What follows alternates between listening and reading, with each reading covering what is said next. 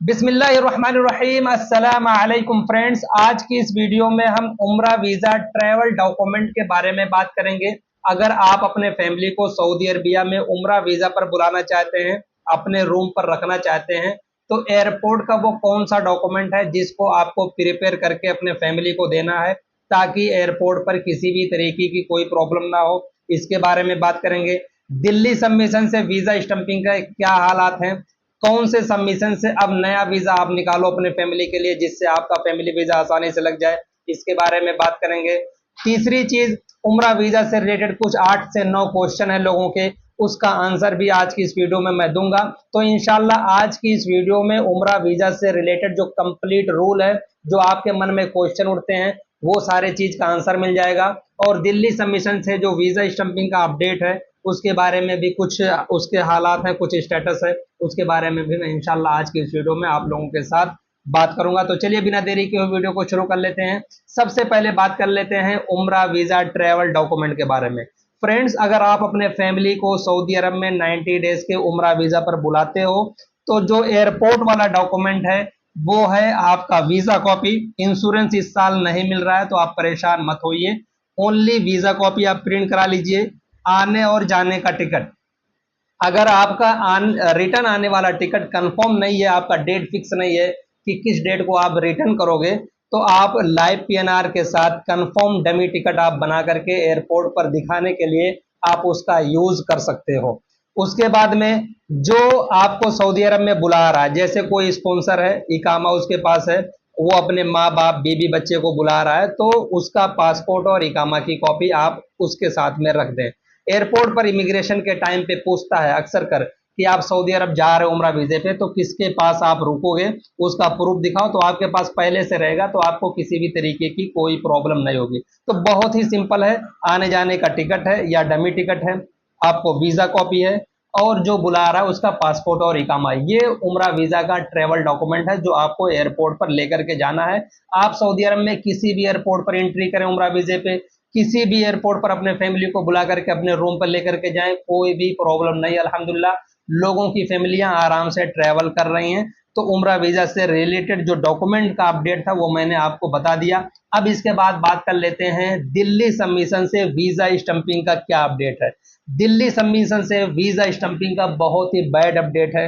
लोगों का वीजा तकरीबन 16 तारीख से 20 तारीख से सबमिट किया हुआ अभी तक नहीं आया। कुछ लोगों के आ रहे हैं, तकरीबन 5 से 10% लोगों के आ रहे हैं वीजे, ज्यादातर लोगों के वीजा होल्ड है। किसी किसी का ऐसा हो गया है कि वीजा लगा भी नहीं है और पासपोर्ट एम्बेसी से रिटर्न चला गया है, पैसे भी उनके गए, पासपोर्ट भी रिटर्न आ गया और वीजा भी नहीं लगा। अब जब रिफंड उसका लेना है पैसे का, तो उसमें भी बहुत सारी मुश्किलात का सामना करना पड़ रहा है। ये फॉर्म भरो, वो फॉर्म भरो, ईमेल करो, फिर भी आपका रिफंड जो भी 6-7 हजार आए वो कब आएगा कोई पता नहीं है। तो दिल्ली सबमिशन से अगर किसी को नया फैमिली वीजा लगवाना है तो आप दिल्ली सबमिशन से वीजा मत लगवाइए, क्योंकि इस समय का जो दिल्ली सबमिशन से वीजा स्टंपिंग का जो स्टेटस है बहुत ही बैड है।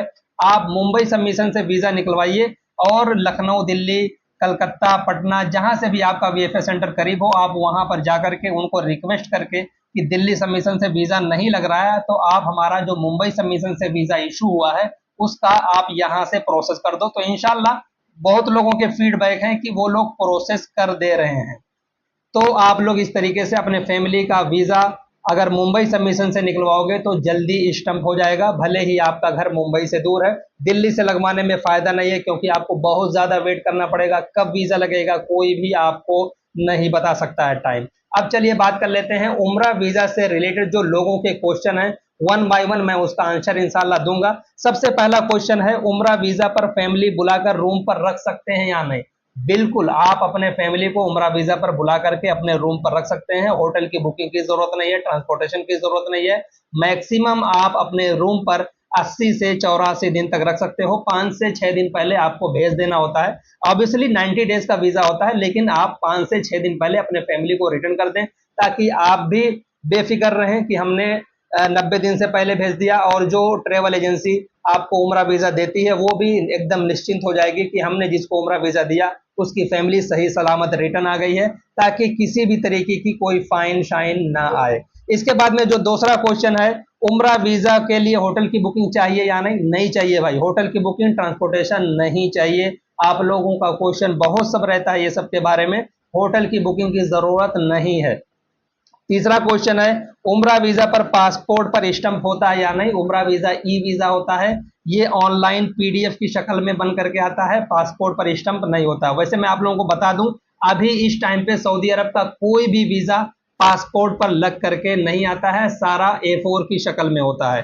चौथा क्वेश्चन है, उम्रा वीजा के लिए मेडिकल या इमिग्रेशन कराना पड़ता है या नहीं? क्योंकि बहुत सारे लोगों का पासपोर्ट ECR होता है, कम पढ़ा लिखा वाला पासपोर्ट होता है, तो बोलते हैं हमारी बीवी आ रही है लेकिन उसका पासपोर्ट ECR है, इमिग्रेशन कराना पड़ेगा या नहीं, मेडिकल कराना पड़ेगा या नहीं? तो उम्रा वीजे में इमिग्रेशन, मेडिकल ये सब की जरूरत नहीं होती है। पांचवा क्वेश्चन है, उम्रा वीजा की वैलिडिटी एयरपोर्ट से शुरू होती है या जिस दिन से वीजा इशू हो जाता है उस दिन से शुरू होती है? तो इसका आंसर ये है सटीक और 100% श्योर, उम्रा वीजा जिस दिन से इशू होता है उस दिन से इंडिया में 90 डेज की वैलिडिटी मिलती है। 90 दिन के अंदर आप प्रिपेयर हो जाएं, सफर लें, उसके बाद में आप सऊदी अरब जाएं।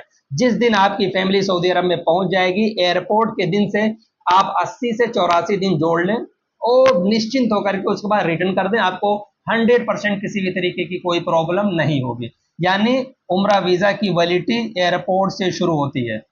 इसके बाद में जो क्वेश्चन है, उम्रा वीजा पर मैक्सिमम फैमिली को कितने दिन तक सऊदी अरब में रख सकते हैं? 80 से 84 दिन तक आप अपने फैमिली को सऊदी अरब में रख सकते हैं। इसके बाद का जो क्वेश्चन है, उम्रा वीजा बढ़ता है, एक्सटेंड होता है या नहीं, ये बता दीजिए। उम्रा वीजा सिंगल एंट्री होता है, ये एक्सटेंड नहीं होता है। अगर आप उम्रा वीजे पे गए 10 दिन के बाद ही आपने सऊदी अरब से एग्जिट कर लिया तो आपका उम्रा वीजा फिनिश हो जाता है, उस वीजे पे आप दोबारा सऊदी अरब में इंटर नहीं कर पाओगे, ना तो उम्रा वीजा बढ़ता है।